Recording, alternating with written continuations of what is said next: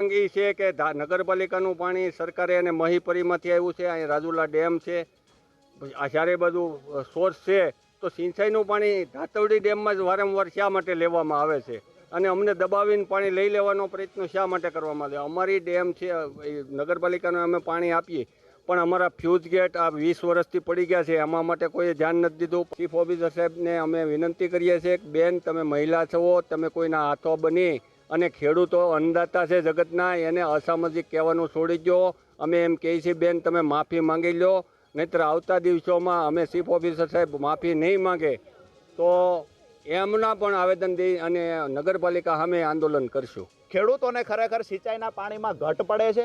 ક્યાંક ને ક્યાંક ખેડૂત પોતે પોતાનો પાક બચાવી શકતો નથી. જે છેલ્લા પાણી ખેડૂતોને પીવડાવવાના હોય છે એમાં ઘટે છે.